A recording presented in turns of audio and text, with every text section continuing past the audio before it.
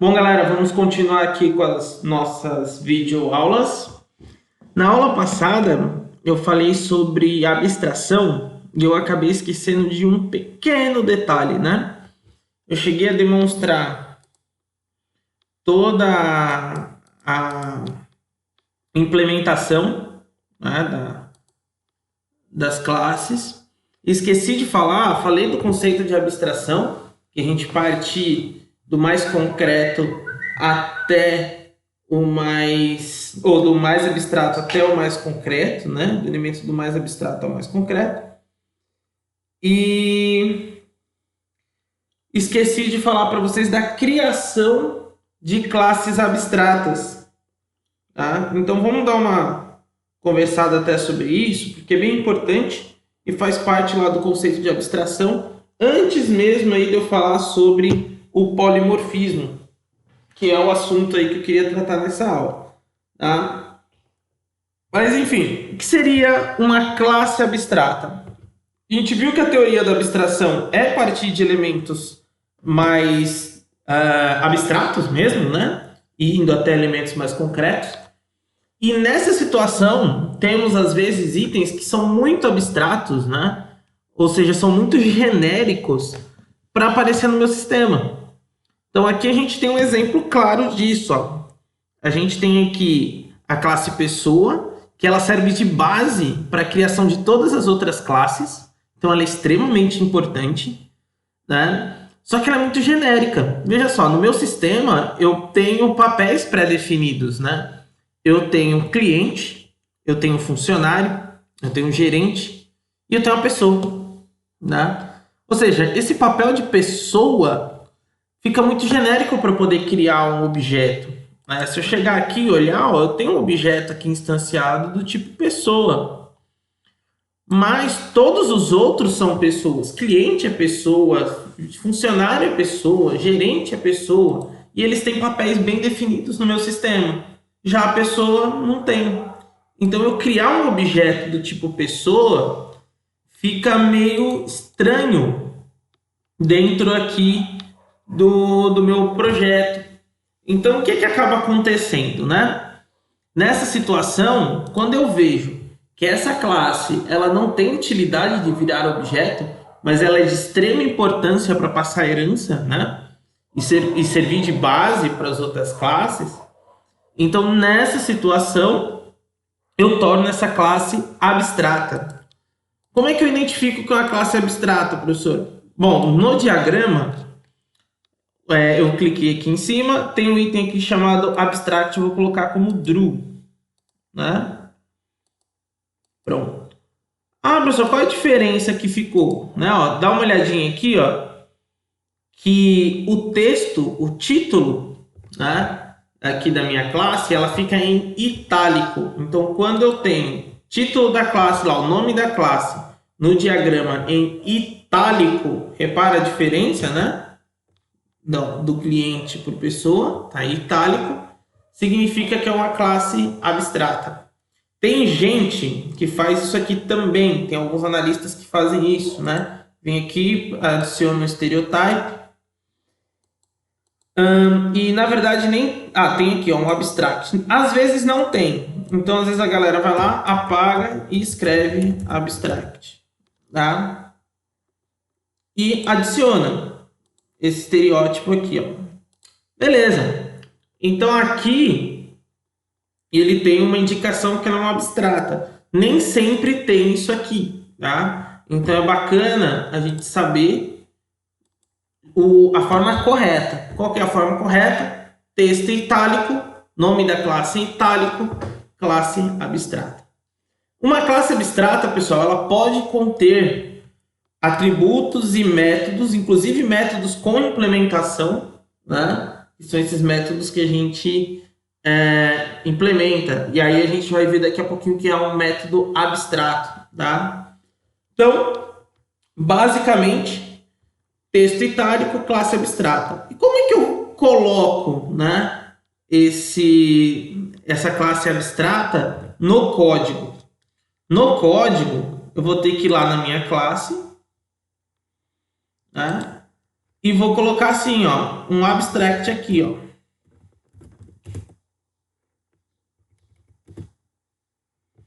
abstract class. Acabei apagando a classe por acidente, tá? Pronto. Para o C Sharp, ele já vai entender que essa minha classe é abstrata, tá? Então, ele já sabe que essa classe pessoa não tem implementação, ou seja, ela não instancia, ela não tem esse carinha aqui que é o método construtor, tá? Então, se eu der uma olhada aqui, ó, ele apareceu aqui sublinhado de vermelho. Se eu coloco o mouse em cima, ele fala assim, ó, não é possível criar uma instância da classe abstract ou interface pessoa, né? Então, porque a gente vai aprender futuramente que tem interface, não é interface gráfica, né? Mas é uma interface de orientação a objeto, que também vai ter um comportamento próximo das classes abstratas. E eles também não vão possuir instância. Então, da mesma forma aqui, eu não consigo criar mais essa pessoa. Eu vou até comentar esse trecho todo aqui, tá? Porque não vai existir mais instância de pessoa, até porque não faz sentido eu estar instanciando esta classe pessoa. Beleza? Então, basicamente aqui, a gente meio que conclui a questão de abstração, tá? A gente identificando as classes abstratas. Tem um porém aqui que eu gostaria de até abordar com vocês. Deixa eu só remover, eu coloquei algumas classes aqui sem a menor necessidade, tá? Então, o que acontece aqui? Eu posso ter também um método abstrato, tá? Então, eu posso pensar em um método aqui, ó. Pensar aqui um método que seja... Já estou calculando o ano de nascimento, né? E... o comprar já está aqui, o calcular salário. Eu vou criar um método aqui chamado mostrar credencial.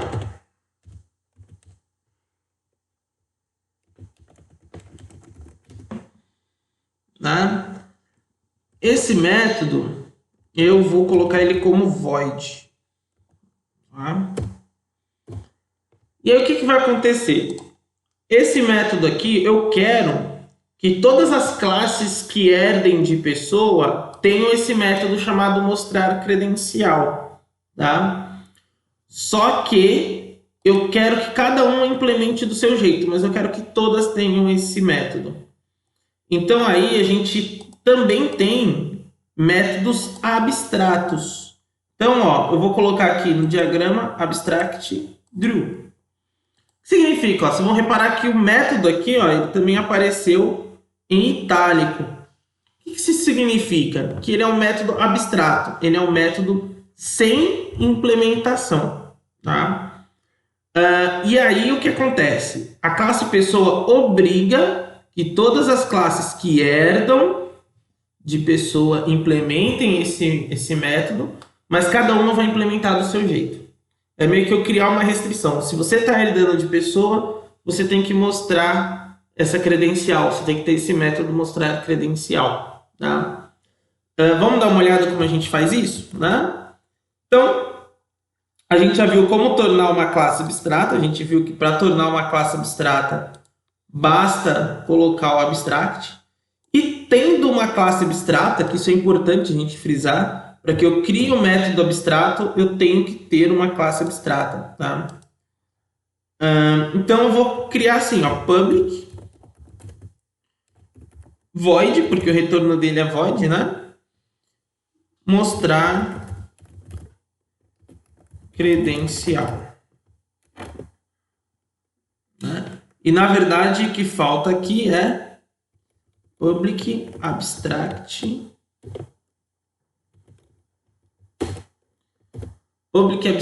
void mostrar credencial.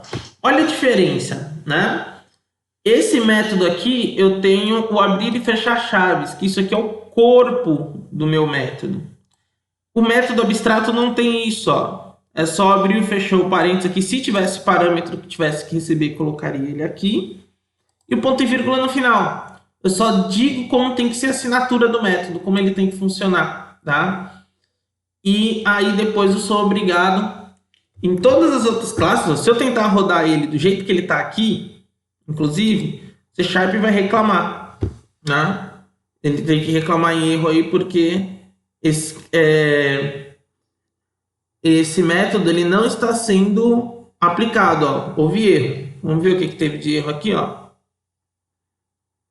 Né? Vamos esperar a listinha de erros, apesar que eu acho que a listinha de erros está aqui embaixo. Né? Ó. Listinha de erros está aqui. Vamos dar uma olhada aqui na lista de erros. Ó.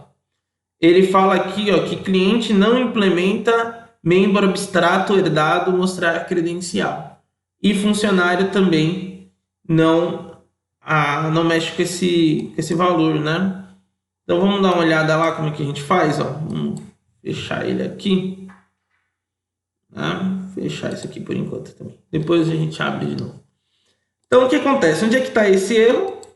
Ó, se eu pausar o mouse aqui, ele vai falar, ó, cliente não implementa membro abstrato herdado. Ele pode até tentar me dar uma solução aqui, ó. Se eu clicar aqui, provavelmente, né, ele vai falar implementar classe abstrata. O Visual Studio, ele permite isso aqui funcionar, tá? Mas vamos fazer primeiro aqui, na mão, esse para a gente ver como é que faz. Então, primeira coisa aqui, ó, como é que eu faço para poder escrever? Então, vai rolar assim, ó, public. O C#, ele tem essa palavrinha reservada, override. Né? Se fosse no Java, teria o @override em cima do método quando você escreve. No C#, essa anotação vai na assinatura do método, tá? Então, eu falo assim, ó, que eu quero sobrescrever o mostrar cliente. Tá? Ele jogou esse throw, que é uma exception. A gente vai ter aulas específicas para entender o que é uma exception. E aqui eu tenho o public override void mostrar credencial. Esse mostrar credencial, vou fazer uma coisa bem simples aqui. Vou colocar aqui um console.writeLine e vou colocar aqui, tipo assim, credenciais de cliente.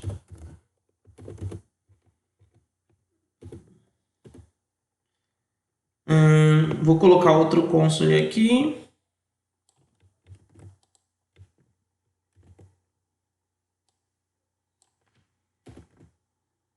Código de cliente. Tem que mostrar essas informações, código de cliente.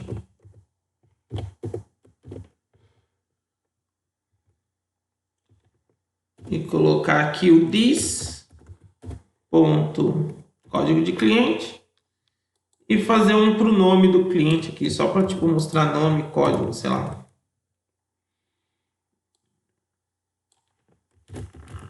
Nome do cliente.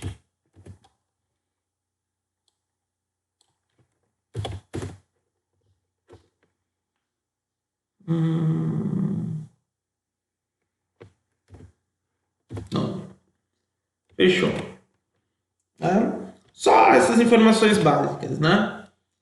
E aí eu vou fazer, ó, essa mesma implementação lá no funcionário, né? Então vou até aproveitar o código que já está aqui, cliente, para poder ganhar um tempinho. A escrita é exatamente a mesma coisa, tá? Só que cada um vai ter que ter o seu método mostrar credencial. Então eu vou colocar aqui, ó, credenciais de funcionário. E aqui eu posso colocar this ponto.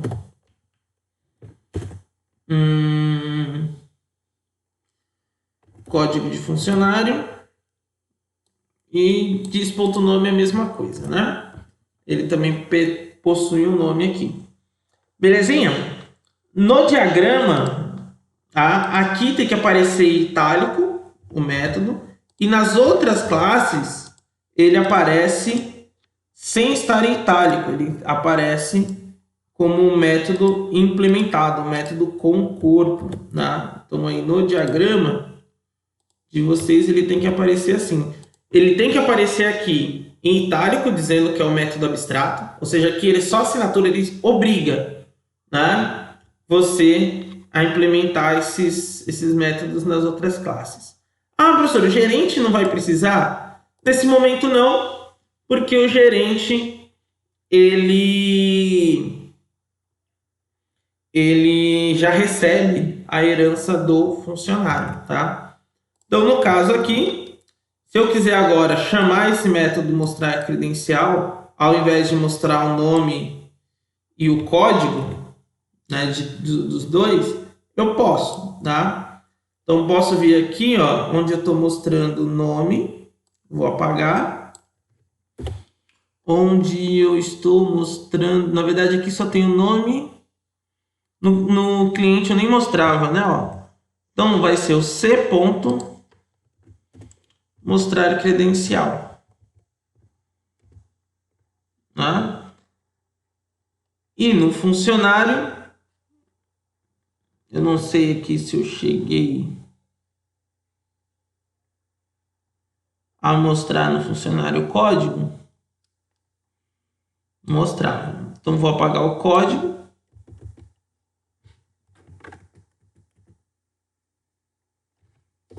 Deixa eu voltar aqui. Dei um Ctrl Z aqui, voltei demais. Então vou vir aqui no funcionário, vou apagar o código. Vou apagar o nome. E vou colocar aqui o F ponto mostrar credencial. Tá? E posso fazer isso lá no gerente também. Porque o gerente já vai receber por herança. Não, por herança ele já vai receber do funcionário. Então eu posso tirar também o nome. E o código de funcionário aqui do meu gerente. E vir aqui simplesmente G ponto mostrar credencial. Opa. G ponto. Onde acho? Era no tab. G ponto mostrar credencial. Beleza? Ó. E aí posso rodar o código. Tá? E aí eu já contenho o que a gente chama de método abstrato e classes abstratas. Não esqueçam que métodos abstratos precisam estar dentro de classes abstratas, tá? Só que classes abstratas podem conter métodos concretos, né? Métodos com corpo normal, tá? Mas as classes abstratas não podem ser instanciadas. Não esqueçam aí desses pequenos detalhes, tá bom? Esse override que a gente tem aqui, inclusive, quando a gente reescreve o método abstrato, o próprio nome já diz, né? Override, ou seja, estou reescrevendo esse método. Ele já vai participar um pouquinho do nosso próximo assunto, que seria aí o polimorfismo. Inclusive, isso aqui que a gente colocou já ajuda, já tem um pouquinho, né? Do que a gente chama aí de polimorfismo, tá? Que diacho é polimorfismo, né? Deixa eu deixar a letra bem grandona aqui, a gente poder depois brincar com isso aqui. A letra bem grande, 26, será que fica bom? Não ficou muito grande, não. 70? Isso aí. Ó. Então, galera, o que é o polimorfismo, tá? Então, se a gente separar a palavra, tá? A gente vai ter esse primeiro grupo aqui, que é o poli, e esse aqui que é o morfismo, tá? Esse poli também podemos chamar ele aqui, tá? De várias. Eu vou reduzir agora o tamanho do texto, com 22, acho que tá legal. Não, várias.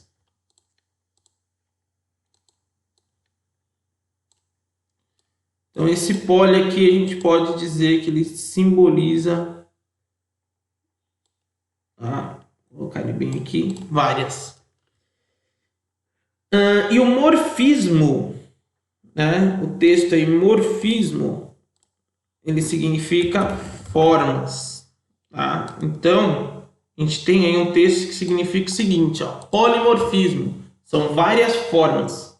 Então, o que significa isso? É a capacidade de um método com a mesma assinatura, ele ter comportamentos distintos dependendo da classe em que ele está, tá? Então, ele pode, inclusive, às vezes estar na mesma classe, ele ter comportamentos distintos.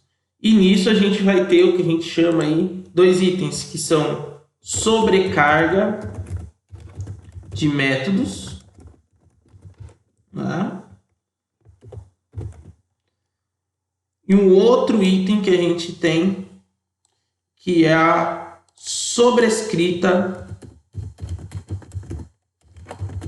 de métodos. Beleza? Que a gente vai estar falando um pouquinho sobre esses carinhas agora. Tanto sobre a sobrecarga, quanto sobre a sobrescrita. Vamos dar uma olhadinha nisso?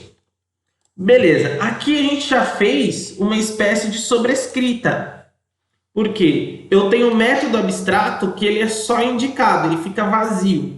Quando o método é abstrato, ele é vazio, para que eu reescreva ele nas minhas classes, cada um com o seu comportamento. Repararam que no mostrar credencial do funcionário, né, o texto está assim, ó, credenciais de funcionário. E no do cliente, né, tá credenciais de funcionário, ó, e tá credenciais de cliente, ó, que aqui é funcionário e funcionário, né? Gerente é funcionário. Então aqui ó, tem credenciais de cliente e aqui credenciais de funcionário. O método é o mesmo, tudo bem que ele mostra credencial, mas repara que ele mostra de um jeito quando é funcionário e mostra de outro jeito quando é cliente, tá? Então, o que acontece? Aqui eu estou tendo uma situação onde, para mostrar a minha credencial, eu estou diferenciando se é cliente ou se é funcionário. E está implementado dentro da classe cliente o método mostrar credencial de um jeito e do funcionário de outro. Ou seja, eles estão tendo comportamentos distintos, apesar do método ter a mesma origem, que é a classe pessoa, tá? Passado por herança para eles dois, só que eles implementam de formas distintas. Já é o início aí do que a gente chama de polimorfismo. Polimorfismo, galera, vai longe. É uma coisa que vai... A gente vai falar bastante de polimorfismo. Enquanto vocês programarem, a gente vai falar... Futuramente a gente vai falar de polimorfismo paramétrico e mais um monte de outras coisas, tá? Então, hoje é uma ideia do que é o polimorfismo, né, o que são essas várias formas... E conforme for passando aí o nosso período de programação, a gente vai cada vez mais compreendendo como ele trabalha. Mas enfim, aqui a gente já operou uma sobrescrita, ou seja, eu tenho aqui um método abstrato e ele foi reescrito na classe funcionário e reescrito na classe cliente. Tá? Mas agora vamos ver algumas outras situações. Eu posso ter essa reescrita de métodos, né, em métodos que têm corpo. Por exemplo, eu tenho aqui esse método calcular salário. Então, calcular salário do meu funcionário pode ser de um jeito e o do meu gerente pode ser de outro. Né? Do meu gerente que está aqui, ele pode ter aí uma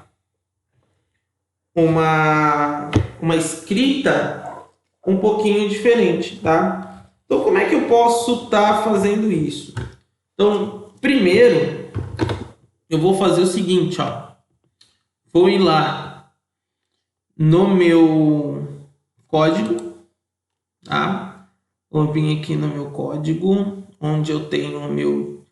Vamos ver primeiro aqui no funcionário.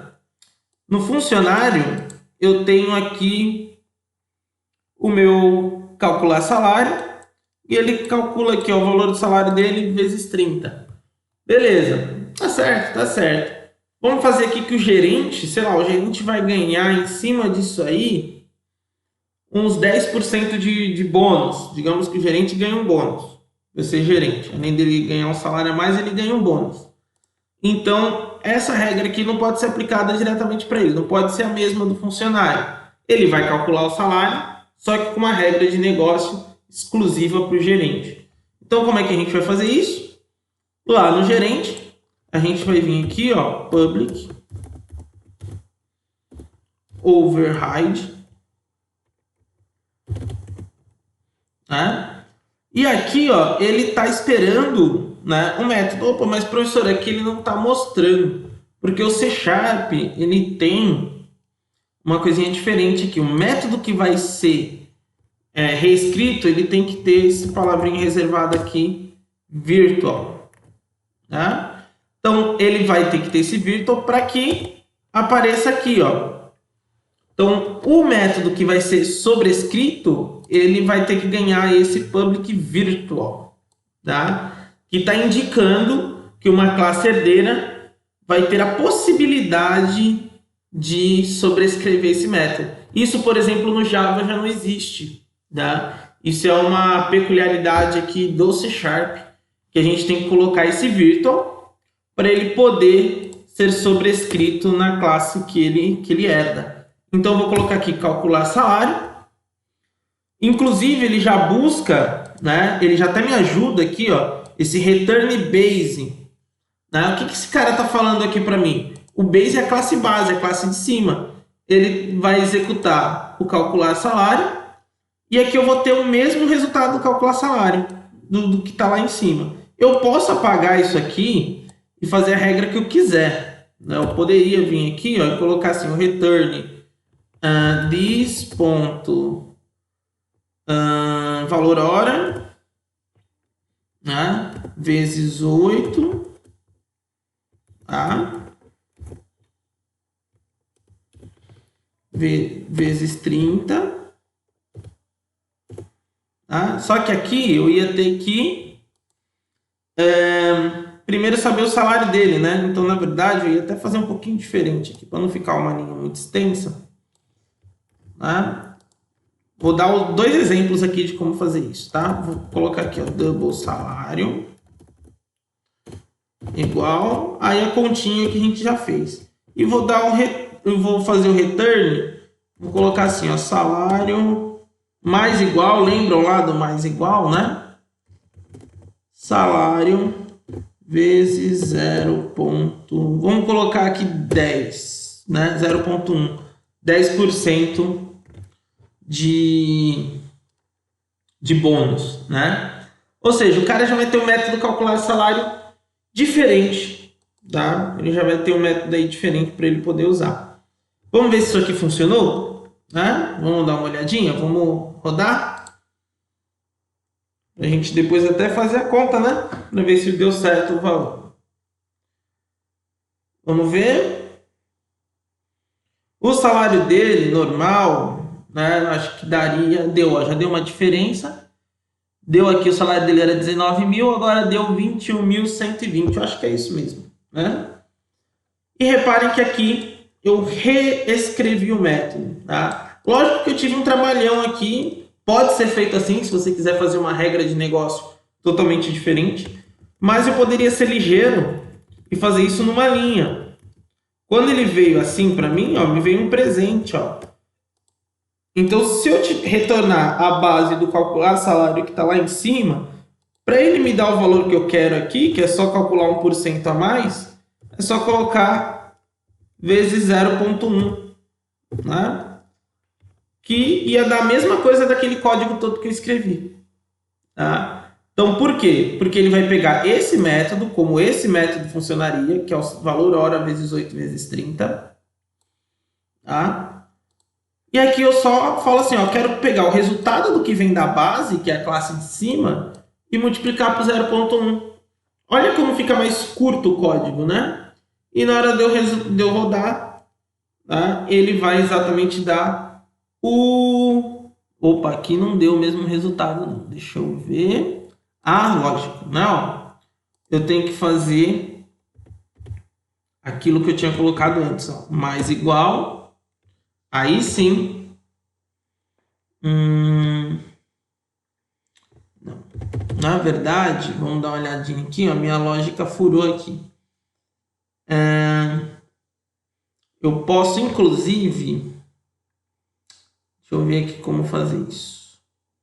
Ó, eu queria usar esse da classe base, mas eu vou ter que fazer assim também, ó.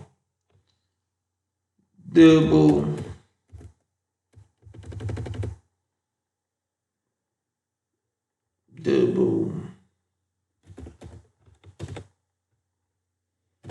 salário. Não vai ter jeito, vai ter que ser mais ou menos assim.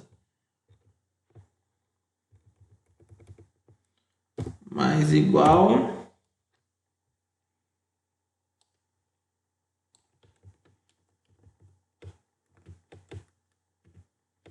Double salário, Ctrl C. Mais igual double salário vezes 1. O que é que ele reclama aqui?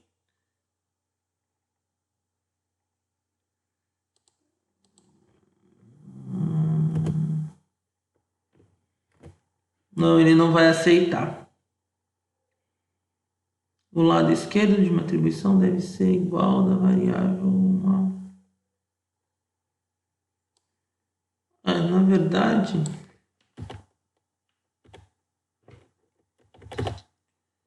Isso, aqui sim. Na verdade... tá. Ó, é bacana que dê esses bugzinhos para eu poder lembrar. Então, na verdade, aqui eu vou ter o salário, né? Vou colocar aqui o salário dele. E o return, ó como eu viajei na maionese. Vai ser o salário mais igual 0.1. Aí sim, tá?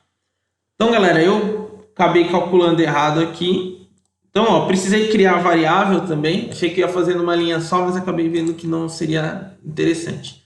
Mas é bom que a gente tenha esses probleminhas aqui ao vivo, por isso que não edito os vídeos, que é para a gente ver, né, bem o que pode acontecer e os possíveis problemas. Então, o que aconteceu aqui? Eu precisei pegar o que veio lá de cima e jogar num valor, numa variável aqui. E aí, nessa variável que eu fiz esse trampo aqui, ó, que seria a mesma coisa que eu fizesse isso. Ó, salário igual salário vezes, né, ó, 0,1, né? Na verdade, seria assim, ó, salário igual salário mais salário 0,1. Seria mais ou menos isso aqui, ó. Beleza? E aí, no caso, eu substituo, tá, tudo isso aqui pelo mais igual, tá? Salário vezes 0.1. Belezinha? E aí eu acho que vai dar o mesmo resultado lá, que são os 21 mil. Não, vai dar o mesmo 21.120. Tranquilo? Então, pessoal, isso aqui, ó, é uma reescrita, uma sobrescrita de método. Então, eu vou ter um jeito que ele vai acontecer aqui na minha classe, que é a base, que passa herança. E vai ter um outro jeito de escrever ele aqui na minha classe herdeira, tá? E aí vai depender da regra de negócio, do que eu coloco nele ou não. Tranquilo? Então, aqui eu fiz aqui a sobrescrita, tá? Foi a sobrescrita do método. Eu posso, inclusive, fazer também, aproveitar o gancho aqui, ó, tá? E fazer o public override para mostrar credencial, né? E aqui no caso, ó, eu não vou querer que ele use nada da base. Eu simplesmente vou vir aqui, ó, e quero que o meu gerente ficou bravo, né? Porque o nome dele veio como funcionário. Ele não quer ser chamado de funcionário. Então, ó, ele quer as credenciais do gerente. Então, eu vou dar mais um comportamento diferente para esse mostrar credencial. Ele se comporta de um jeito no cliente, de um jeito no funcionário e de um jeito no gerente, tá? Graças aí ao override, tá? E por que que ele não precisou que colocasse virtual? Porque ele vem de um método abstrato. Então ele já vem esperando que ele seja implementado, tá? Então agora, ó, eu tenho credenciais do gerente, credenciais do funcionário, na verdade, credenciais do cliente, credenciais do funcionário e credenciais do gerente. Salário do funcionário calculado de um jeito, né? Salário do gerente calculado de outro, tá? Então aí eu estou tendo a implementação da minha sobrescrita de métodos, tá? Então, no C Sharp, temos aqui a palavrinha override, sempre que é reescrito um método, tá? Então, ó, tô reescrevendo um método que veio como abstrato, tem override. Tô reescrevendo um método que tem corpo, é override. A única diferença é que quando o método tem corpo, lá no método original, que deu origem dele, tem que ter esse textinho virtual, tá? Essa palavrinha reservada virtual, apontando que esse método pode ser reescrito. Beleza? Para fechar aqui, né? Já está com 36 minutos essa aulinha, vai ser uma aulinha longa. Para fechar, vou falar aqui só da sobrecarga. O que seria sobrecarga? Vou usar aqui o cliente como exemplo, tá? Então, a sobrecarga é quando eu tenho um método com a mesma assinatura também, só que aí dentro da mesma classe, tá? Então, digamos aqui que eu tenha esse método comprar, e a minha primeira opção aqui, ó, é que para ele comprar, eu só estou pegando aqui o valor da compra e calculando só no crédito que esse meu cliente tem. Digamos que além do crédito, ele possa entrar com dinheiro. Em vez de comprar usando o crédito dele, ele pode comprar com o crédito mais o dinheiro, né? Então vamos fazer o seguinte, ó.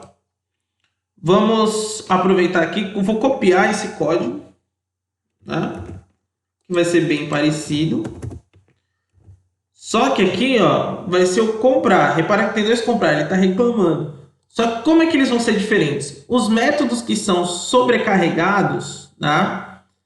Eles têm a mesma assinatura, porém eles têm parâmetros diferentes. Se eu tirasse o double valor compra aqui, ó,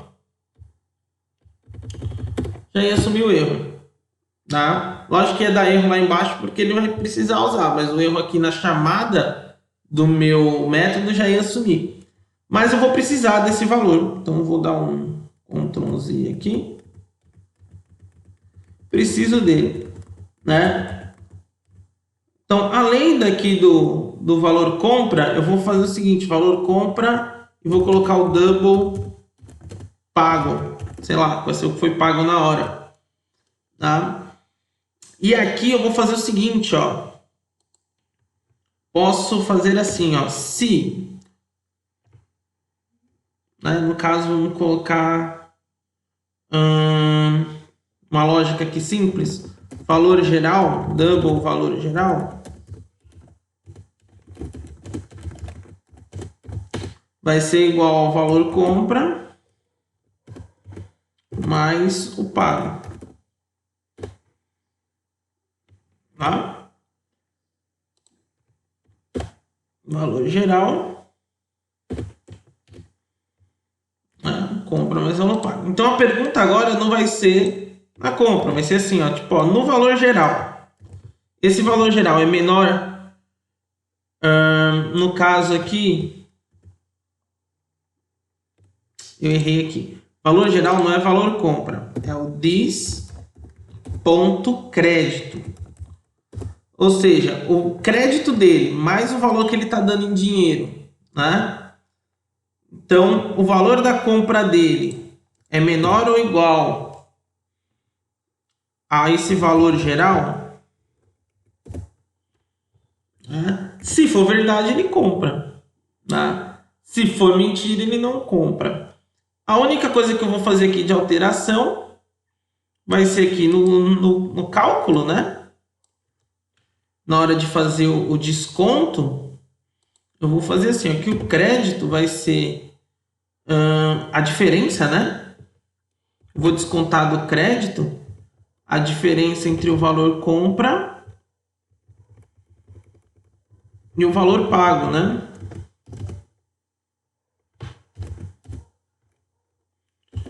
valor que ele vai com o valor geral. Na verdade, não. O crédito que vai ser descontado vai ser crédito igual a dis.crédito. Vou fazer assim, qualquer coisa depois eu reduzo. Menos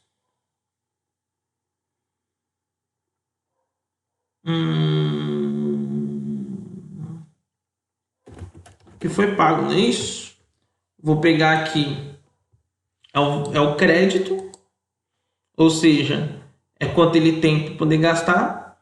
Então, em cima do que foi pago, o que sobrou, né? Ele pagou tanto em dinheiro, sobrou tanto em crédito, né? Então, ele pagou R$1.000, ele tem 3.000, o produto era 2.000, então ele paga 1.000, fica 1.000, tem que restar aí o crédito dele. Se for R$2.000, ele pagou 1.000, usou 1.000 de crédito, tem que ficar 2.000 de crédito, né? Creio que a conta esteja certa. Vou, inclusive, lá na implementação, mostrar o valor do crédito aqui para a gente ver, a gente saber, tá? Bom, então, feito aqui, vamos testar. Então, aqui eu só fiz uma implementação diferente, né? Então, aqui eu fiz aqui o amontoado do crédito mais o que ele paga. E aqui eu vou subtrair, né? O que ele pagou menos o crédito, tá?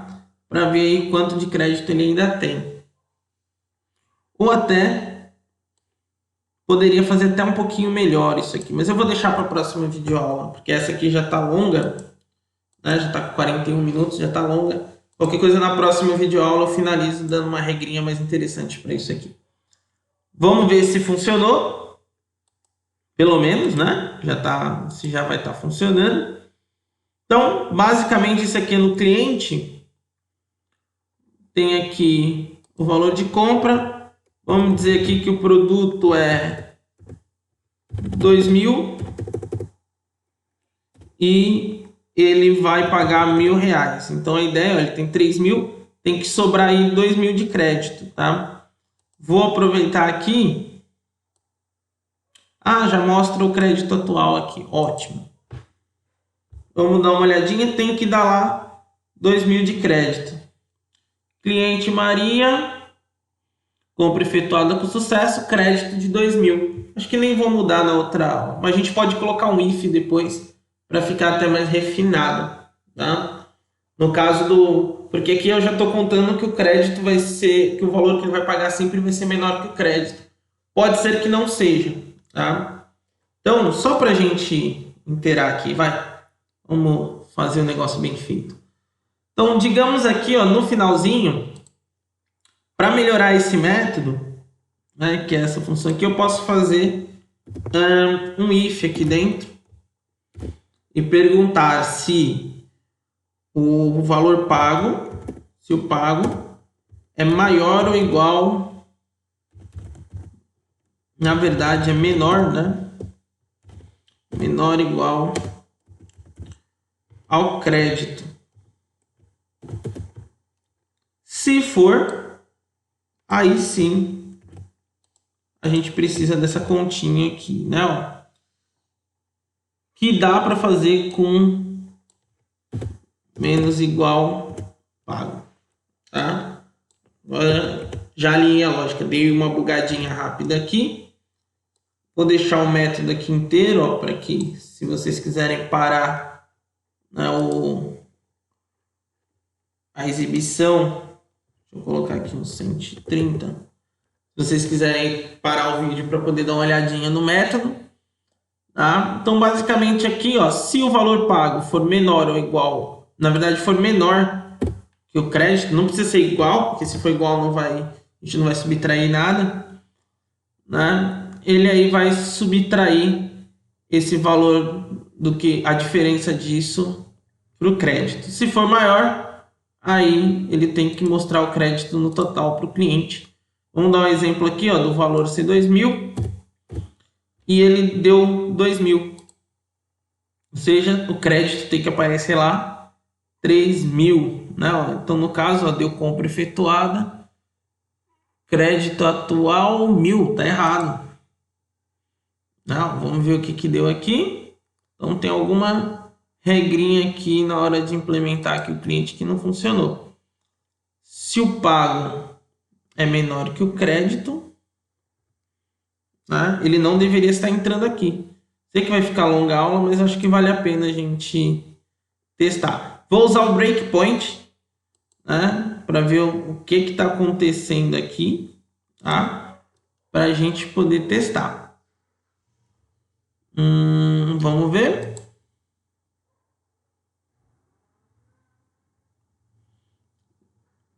Então, ó, ele parou aqui. O pago tá. Vamos dar uma olhada nas variáveis aqui, ó. Né? O pago tá valendo 2.000 e o crédito tá valendo 3. Então, o pago é menor que o crédito. Tá, ele vai entrar. Naturalmente, ele vai entrar. Então, houve um erro de lógica. Né? Ele tem que ser maior que o crédito. Aí sim, ó, vamos rodar agora. Ora, pago é 2.000, crédito é 3.000, vai passar direto e aí sim não prejudica o crédito do nosso cliente, tá? Então, galerinha, ficou um pouquinho longa a aula, mas a ideia é a gente ver esses erros mesmo, então por isso que eu não vou editar esse vídeo, tá? Vou mostrar com os erros que eles deram, porque é aí que a gente aprende quando dá um erro, quando não dá, que falta, que não falta, tá? Vejam com calma, podem ir parando o vídeo, tá? E executando esses exemplos, tá bom? Falou, galera, até mais.